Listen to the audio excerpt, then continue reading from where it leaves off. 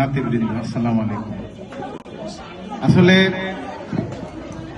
ইজানের দাদা মরহুম professor doctor Mohammad এ.এফ.এম. Sharafuddin, উনার আমি ভাইরা ভাই।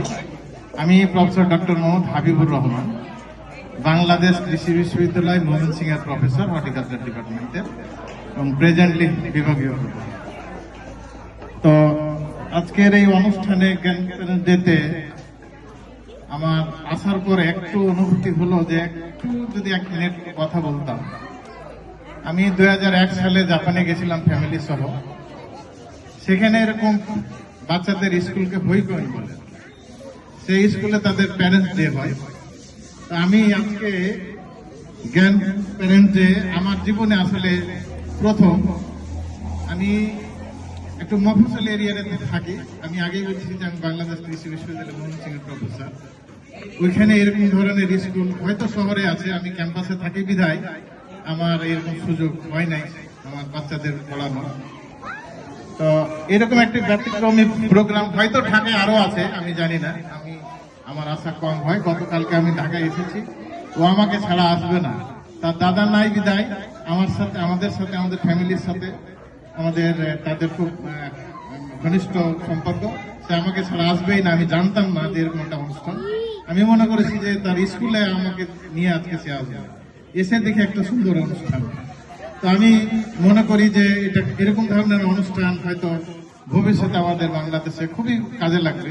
কারণ আমরা বিভিন্ন সময় দেখেছি যে আমাদের প্যারেন্টসদের বা গ্র্যান্ড প্যারেন্টসদের বিভিন্ন বৃদ্ধাশ্রমে রাখা হয়। আমি গ্রামের ছেলে, আমি এখনো এইভাবে অভ্যস্ত না যে বাবা মাকে বৃদ্ধাশ্রমে রাখতে হবে। যদিও আমার বাবা মা মারা গেছে, হয়তো বেঁচে থাকলে কি হতো আমি জানি না। আমার কাছে এই জিনিসটা খুবই পীড়া দেয়। এই ধরনের একটা প্রোগ্রাম আমি খুবই আশাবাদী যে আমাদের বাচ্চাদের চেয়ে মাদের কাছ থেকে কিন্তু বাচ্চারা শিক্ষা পায়। এই শিক্ষাটা বাচ্চা স্কুল থেকে যদি তৈরি হয়, স্কুলে যে শিক্ষাটা দেওয়া হয়, আমি আমার ছেলে মেয়েদের দেখেছি জাপানে, তারা বাপ মার চেয়ে স্কুলের শিক্ষকদেরকে যথেষ্ট সম্মান করে। তাদের বাইরে কিন্তু কোনো কথা শুনতে চায় না। এই ধরনের অনুষ্ঠান আমি মনে করি আমাদের নাতিদের, আমাদের বাচ্চাদের যে একটা শিক্ষা দিবে, সেটা আমাদের গ্র্যান্ড প্যারেন্টসের জন্য খুবই উপকার হবে। এখন আসি যে বাংলাদেশ স্কুল অফ এক্সিলেন্স। আসলে আমার এই স্কুল সম্বন্ধে তেমন কোনো আইডিয়া ছিল না। তো কখন প্রতিষ্ঠান কত সালে হয়েছে সেটা আমার জানা নাই।